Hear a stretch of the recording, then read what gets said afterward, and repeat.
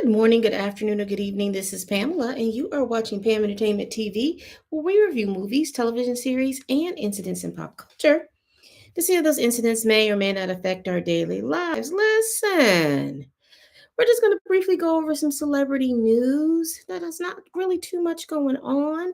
So let's first talk about Angie Stone.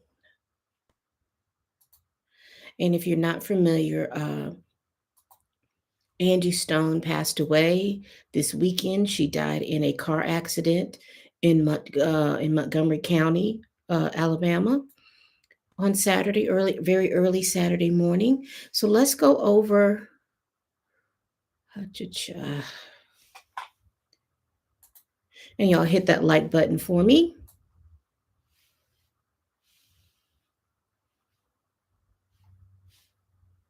Let me see. That's not what I want. Now give me one quick minute. This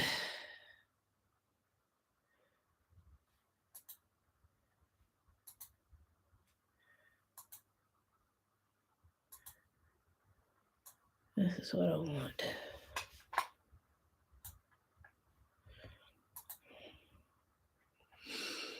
Ooh, here we go.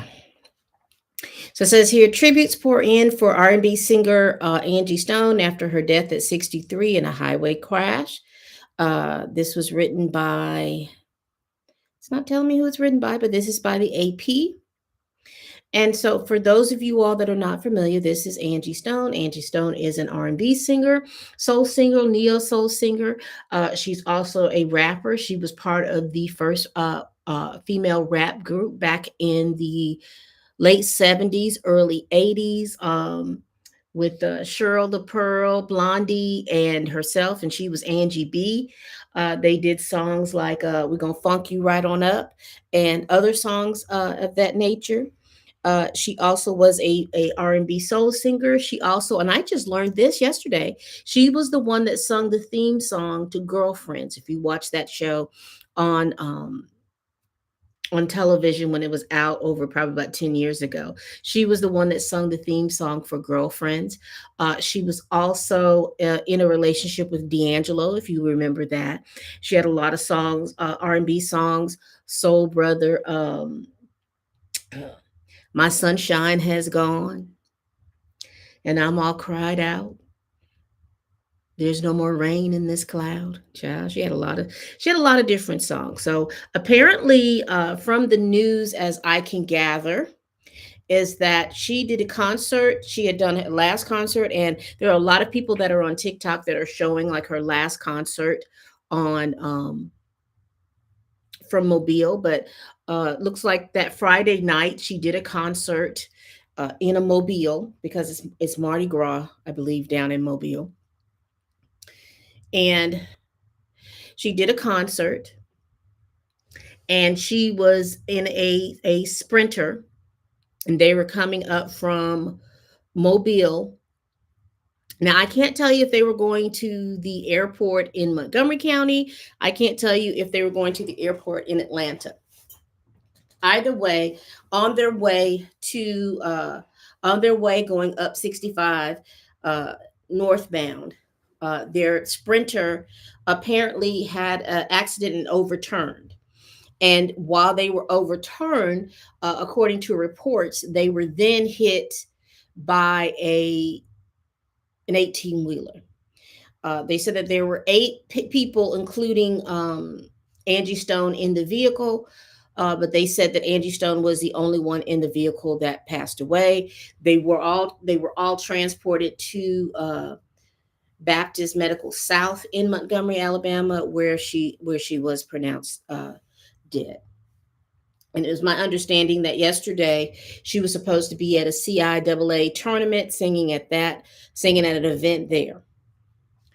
So I wanted to go over this article because, again, a lot of people are in remembrance of her because there are people who are like, well, I don't know who she was. And a lot of times what's happening with the newer generation,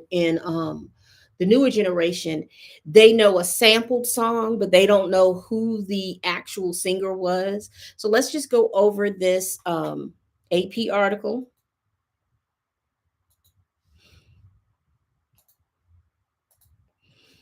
Grammy nominated, and I said this before, was a member of the all female hip hop trio, The Sequence, known for their whole song. And she was also known for her known song, I Wish I Didn't Miss You. She found a sweet spot in the early 2000s as a neo soul artist, and she began to dominate R&B.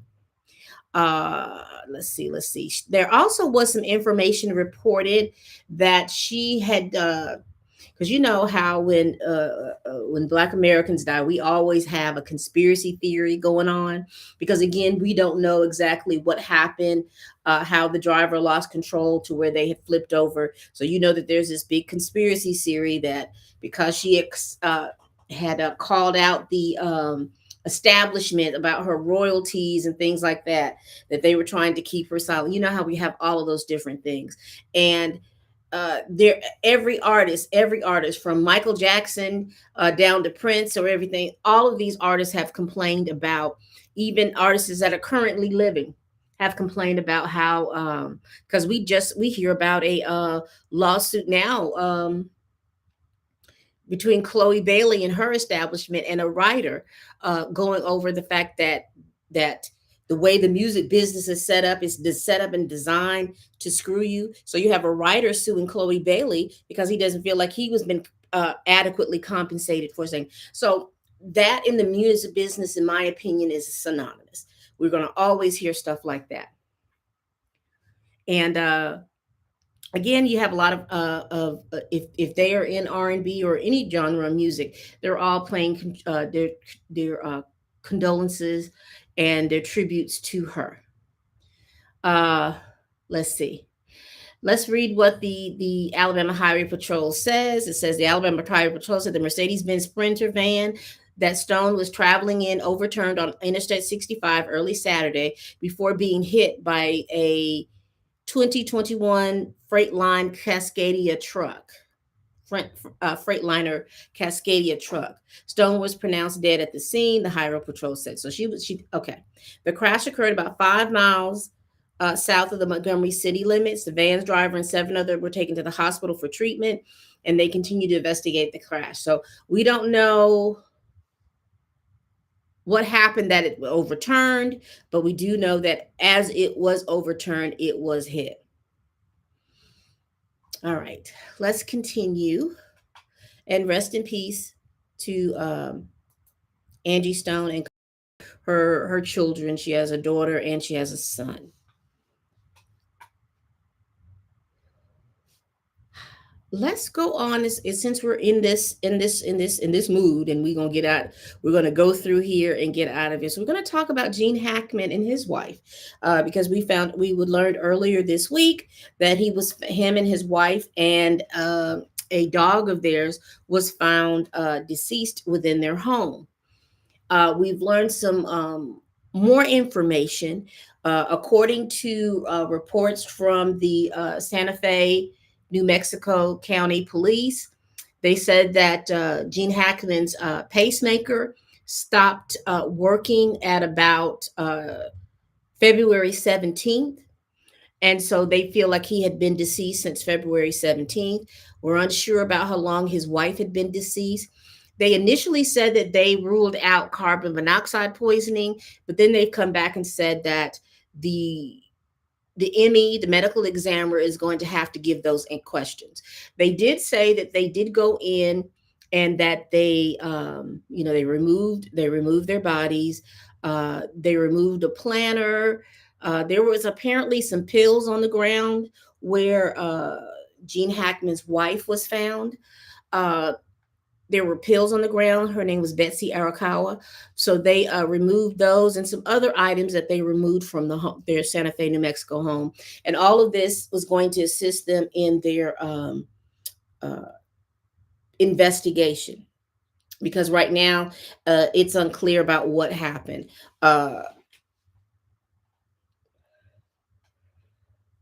Let's see. So I'm reading from, let me just show you what I'm reading from. This is the article that I'm from. Let me go back up. The biggest questions and some possible answers surrounding Gene Hackman's mysterious death. This was written by Adam Saul. And so I'm just going down here to where they had the questions. Again, they was asking how did they pass away?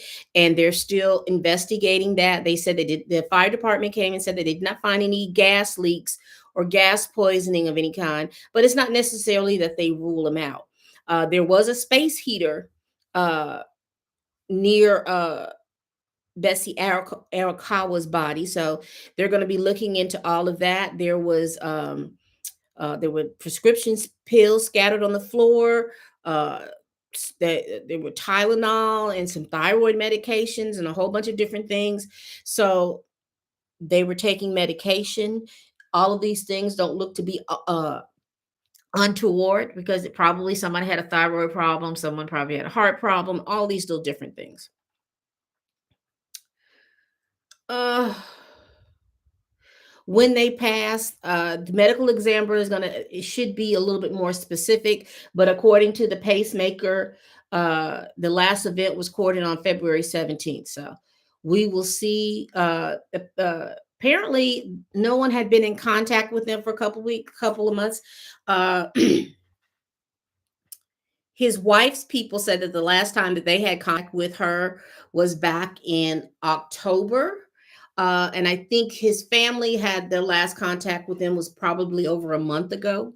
So, these were still people. They were vibrant. They were out here. So pretty much just like with anything, there's some people who are in contact with their people every day. There's some people who are in contact with their people every month. And then there's some people who don't call their people or talk to their people uh, for months and months on time. So it's just a matter of now that they're going to have to go through these autopsies uh, to figure things out.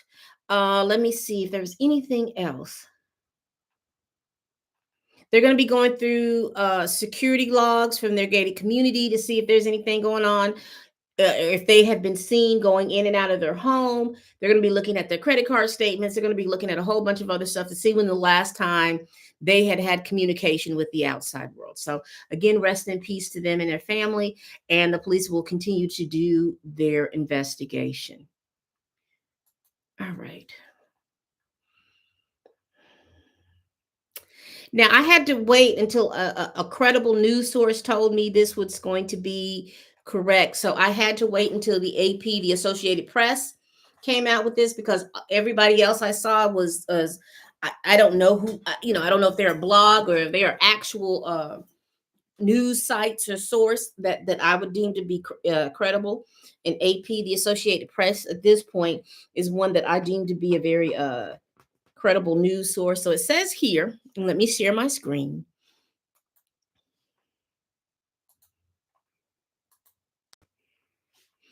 It says Drake settled legal action against iHeartMedia in dispute over Not Like Us. Now, you all remember last year, child, y'all remember it was this epic rap battle between Kendrick Lamar and Drake.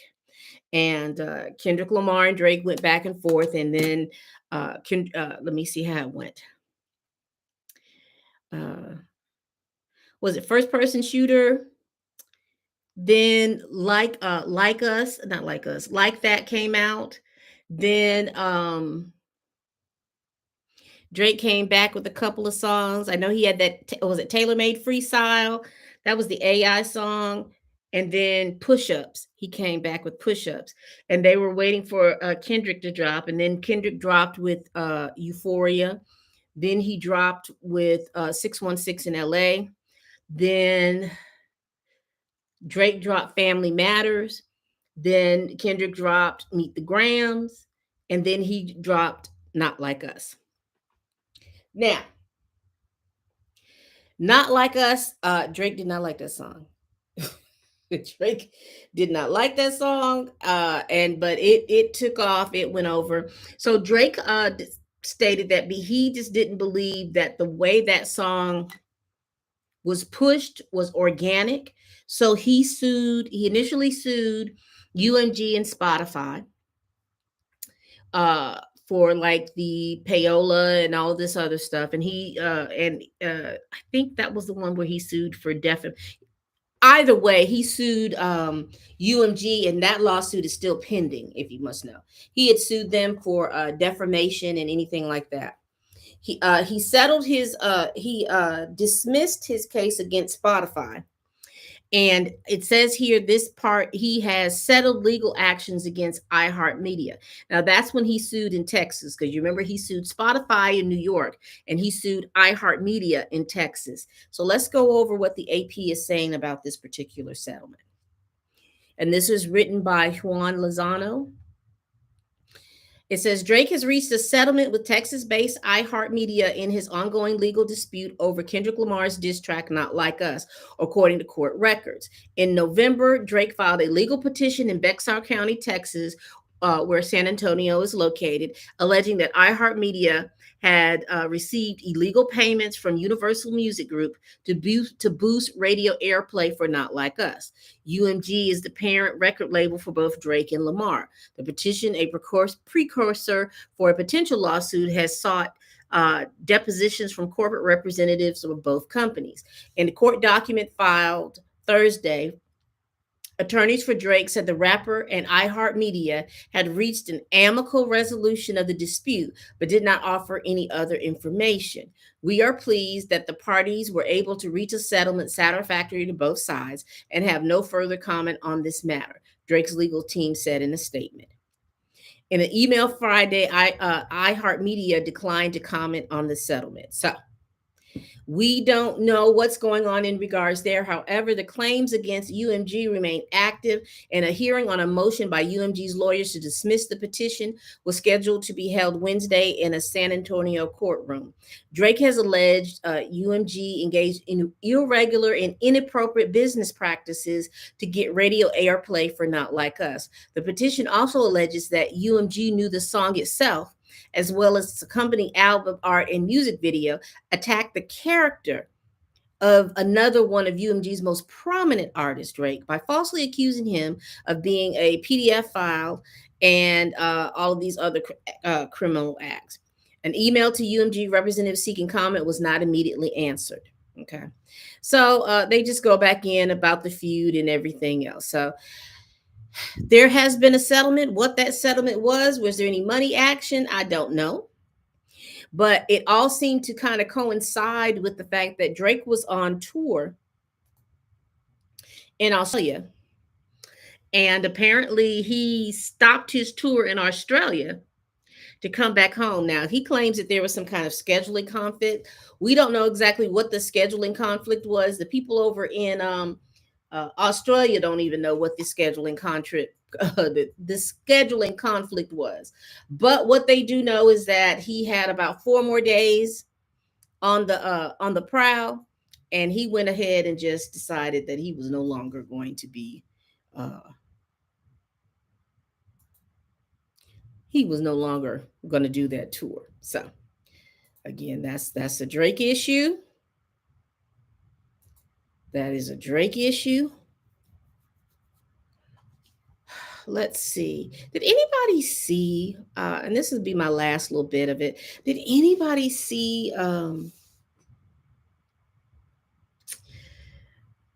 In the because I had done, I've done just pretty much as far as like with Marvel news and stuff like that. I usually just let my mutuals and stuff like that kind of handle it because they're more versed in it than I am, and I just kind of come in it from where I come in it. But did y'all see all on Twitter this past week? There was this big old hullabaloo, and I did do a video on it. But there was this big old hullabaloo that Kathleen Kennedy was getting ready to leave Lucasfilms, and everybody was like, "Yeah, we need to get her replacements. Is it going to be Kevin Feige? Is it going to be Jon Favreau? Is it going to be Dave Filoni?" And lo and behold, Kathleen Kennedy said, "No, ma'am, I am not going. I am not going, and I don't care what y'all say, y'all. I'm not going anywhere." So what?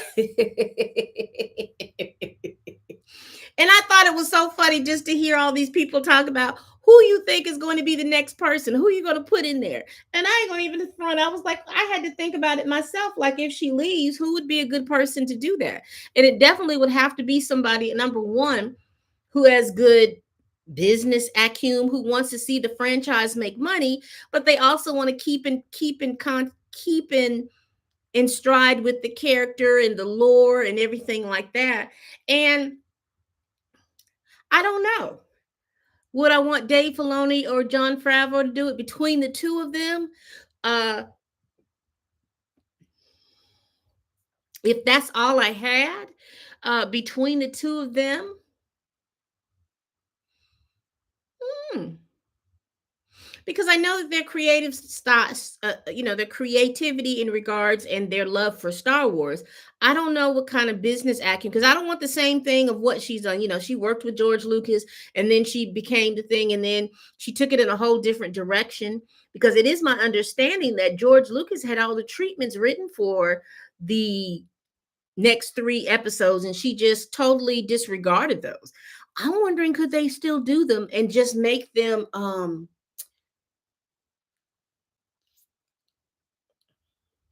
like make those three there and then put them right before what they put out. I wonder if they could do that. Huh, that'd be interesting. So it would have to be this is the type of person that I would see. Again, they understand the lore, they understand the types of characters and how these Star Wars things are supposed to go, because you've got a lot of story you can pull from legends from eons and eons out. I'd also want them to be younger. So I would love to see somebody in their late 30s, early 40s take the helm. Uh so I don't know who that person would be. I definitely right now I would still love for John Favreau and for Dave Filoni to continue to do the work of the stories, and I hope that this person that comes in will allow for them to pull from legends, or to at least, yeah, the pull from legends, so that they can make a lot of those things canon and stuff like that. I would love to see something like that. But at this point right now, Kathleen Kennedy is going nowhere. This child says she is she was all in the dream. She was like the dream girl. She was like Effie. And I am telling you, I'm not going. Child, she had pulled her dream girls thing and said she's not going right now. But it's my understanding that she inevitably, now she was supposed to have left the first part of this year. Apparently that's been extended because they're looking to get a replacement in the middle of all these things, because right now she's in the middle of several different projects that she wants to see get completed before she leaves. So hopefully they'll have somebody in there, and I hope they pull from what I have just kind of said, that this person, because for me, I know that seems simple, but it's simple, but it's also logical, because the Star Wars franchise has pretty much, I'm not going to say died. It's just a little stagnant at this point. And I don't think that the people up top are listening, because you want to make money. It's important to make money. That is an important aspect of it. But you're not going to make money being antithesis of what the core audience is, or what they know Star Wars to be. You can do different types of things. Please do not get me wrong. However, there is a core of how all of this is supposed to come around. And if you're going to create new stories and new storylines, it has to feel like Star Wars. And I don't know if I'm explaining that correctly. It just has to steal. It has to feel like Star Wars. And I don't think that these other things are feeling like Star Wars. Hey, unapologetic, yeah, you made it. You made it. Thank you so much for coming. But again, like I said, Star Wars has to feel like Star Wars. Now, I will tell you all, and I'm going to be very, very clear, that in the past 2 months, there has been so many different changes in Diddy news that it has become difficult to catch up. So I am going to catch up on that and do another live just on Diddy and all of this stuff. Now, if you're not aware, the last big thing we had with Diddy was that his lawyer had one of his lawyers had asked to be removed from the case, citing whatever that he could no longer work on this case with Diddy. My speculation is that he has made several suggestions to the team and to Diddy, and they don't want to follow those things. So he's deciding, hey, ain't no need for me to be sitting around here. There's 5 other lawyers that are representing uh, Puff Daddy, Diddy, Brother Love, Sean Combs. And so one leaving the team, I don't think is going to make the biggest of differences. Also, he has had, I do know that he is, he's had a couple of lawsuits to come, the newer lawsuits. And it is my understanding that any more lawsuits, I don't think that there's going to be any more lawsuits because the gender-based the the act that allowed for all of these lawsuits to come about, I think it sunsetted on March the 1st. So I don't see any newer. If they haven't made it in by February, I don't think that they're going to make it in. So, and they have sunsetted by then because that particular law that allowed these lawsuits to come in has sunsetted. So I don't see any more coming in. I know, I think at the last minute, I think 2 or 3 came through, and I'm going to go over. What's going to be interesting are the lawsuits that were pulled up and filed by Tony Busby. Since Tony Busby, at this point, he cannot practice in the Southern District of New York. He can't practice law there because he didn't fill out the proper paperwork so that he can argue cases from there. And they had denied him. And I think he can appeal that, or he can put forth another application. And so he's going to wait for that. But I am curious is if from that piece of information, how those other lawsuits are going to proceed. Are there going to be any lawyers in the state of New York that have the ability to try cases in the Southern District of New York? Will they take those cases on or not? So I am unsure about that. But again, he does have cases. Also, his case, his criminal case, is moving forward to May. The U.S. attorney is wanting not to give the defense all of the information that they have, all the people that they have, because they know that Diddy is one to contact witnesses and stuff like that when he's not supposed to, because they've got some jail calls between him and his children where they're talking in code, talking about pizza boxes, talking about all these little different things in code and whatnot. They've got calls and things like that. They do have call records and things like that from Diddy being in jail, having his attorneys or somebody in his camp that is still loyal to Diddy calling people, calling witnesses, asking them to make statements and things like that that are pro him. So they have a whole lot of stuff like that are going on, and we're just going to basically see what's going to happen. I do believe that it is going to be something. I really, really, really would love for a case like that to be televised. And it should be. I think that they should be. I think that those cases, in terms of being proactive, they can do this. They can definitely televise these particular cases without it compromising anything. Different states have done it for years. That's how court TV has been around. They can definitely do that. I really wish, I would love to hope that, because my only issue is that unless a credible news agency or is in there, the only people who you can count on without having a really big basic spin is citizen journalists. If there's somebody on YouTube that lives up in New York, or if you don't do YouTube and you want to go sit in a courtroom and then just come back out and say what you saw in court, that would be great. So if there's anybody up in the New York area that can sit in that courtroom and listen to what's going on and report it as they come out. Because again, unless you are a citizen journalist, uh, and you're with anything, any of these rags like New York Times and Rolling Stone and all those other places, even though you can get information from them, there's got to be some kind of spin on the case. And they'll only report on things that have that spin so that there can be clicks and views and traffic run to their channel.